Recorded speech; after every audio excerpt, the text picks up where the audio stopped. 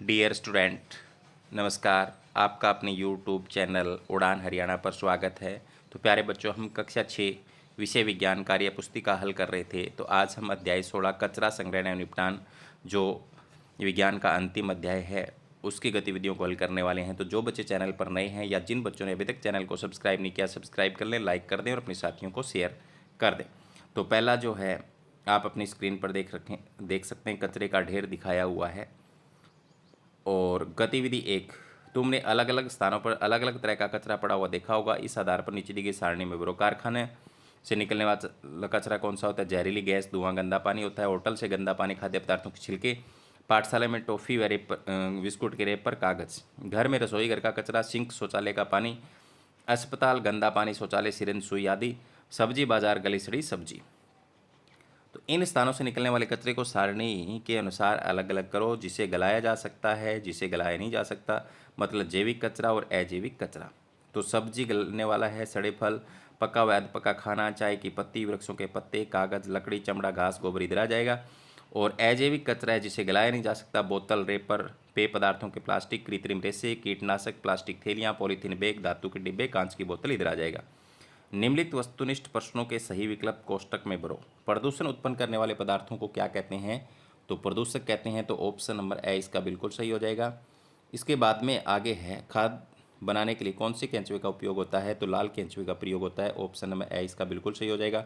केंचुए की सहायता से निर्मित खाद को क्या कहते हैं? तो उसे वर्मी कंपोस्ट खाद कहते हैं। ऑप्शन नंबर बी इसका बिल्कुल सही हो जाएगा।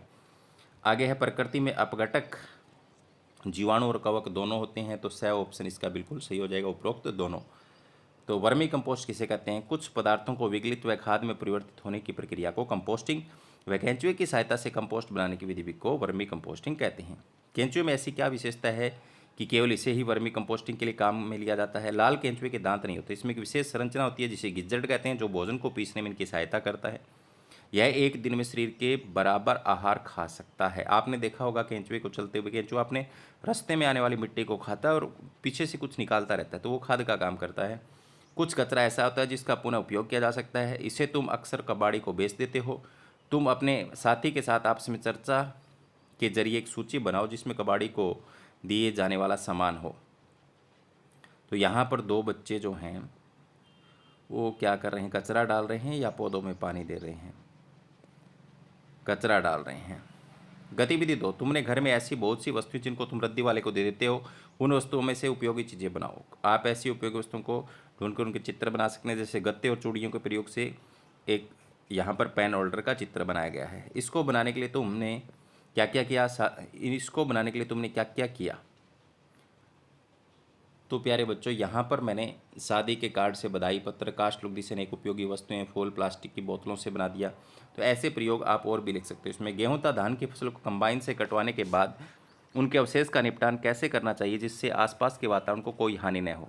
तो गेहूं तथा धान की फसलों के अवशेष को न जलाकर उनको विगलित कर हम खाद बना सकते हैं। निम्न कथन लाल केंचुए के विषय में है, इन्हें पढ़कर सही गलत का निशान लगाइए। लाल केंचुए को भोजन में अचार की जरूरत होती है, बिल्कुल गलत है। लाल केंचुए के लिए मिट्टी में 30 सेंटीमीटर गहराई के गड्ढे की आवश्यकता होती है, तो बिल्कुल सही है। लाल केंचुए के बक्से को ऐसे स्थान पर रखना चाहिए जहां सीधी धूप पड़ती हो, गलत है। लाल केंचुए में गिज्जड़ नामक विशेष संरचना होती है जो भोजन पीसने में इनकी मदद करती है, बिल्कुल सही है। लाल केंचुआ बहुत गर्म या ठंडे वातावरण में जीवित रह सकते हैं, गलत है। लाल केंचुए की अच्छी तरह देखभाल कर 1 माह में इनकी संख्या दुगनी हो जाती है, सही है। इन्हें जीवित रहने के लिए नमी की आवश्यकता होती है, बिल्कुल सही है। इन गड्ढों का 3-4 सप्ताहों के अंतराल में अवलोकन करना चाहिए, बिल्कुल सही बात है। प्लास्टिक एक ऐसा कचरा है जिसका निपटान करना बहुत ही मुश्किल काम है। कचरे में फेंकी गई प्लास्टिक की थैली को कई बार पशु निगल जाते हैं, जो उनकी मृत्यु का कारण बन जाते हैं। तो आपने भी ऐसा कई बार किया होगा, प्लास्टिक की थैली में ऐसा कोई घर का अपशिष्ट डाल के फेंक दिया जिसको जानवर खा गए हों, गाय खा गई हो, उससे उसकी मृत्यु हो जाती है। गतिविधि 3, आओ चर्चा करें। समूह में या अपने बड़ों व अध्यापक से चर्चा करो और दिए गए प्रश्नों के उत्तर दो। कचरे का निपटान करना केवल सरकार की ही जिम्मेदारी क्यों नहीं है? कचरे का निपटान केवल सरकार की जिम्मेदारी नहीं है, प्रत्येक नागरिक की जिम्मेदारी है कि अपने रहने के स्थान आसपास की सफाई सुनिश्चित करें। कचरे के निपटान के लिए हम क्या क्या कर सकते हैं? तो अजैव निम्नीकरणीय पदार्थों का कम से कम प्रयोग करें जो विगलित नहीं होते हैं। अजैव निम्नीकरणीय जैसे प्लास्टिक का पुनःचक्रण करें। जैव निम्नीकरणीय पदार्थों से खाद बनाना।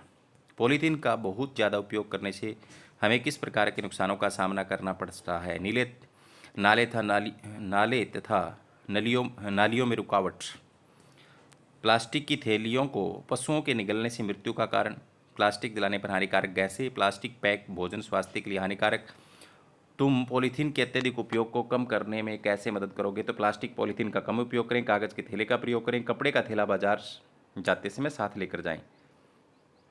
मोहल्ले की जांच। घर से बाहर खेलते समय देखकर बताओ कि तुम्हारे आसपास के क्षेत्र या मोहल्ले में कचरे का निपटान कैसे किया जाता है। तो हम देखते हैं कि घर और मोहल्ले का कचरा एक जगह इकट्ठा कर देते हैं।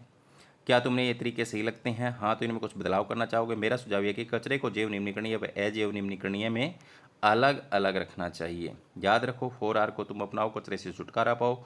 4R में क्या है? रिफ्यूज़, मना करो। सबसे पहले तो कोई ऐसा अपशिष्ट है जो वातावरण को ख़राब करेगा, उसके लिए मना ही कर दो। उसके बाद में रिड्यूस, अगर जैसे प्लास्टिक की थैली है, पहले तो दुकानदार को मना कर दो, घर से थैला लेकर के जाओ।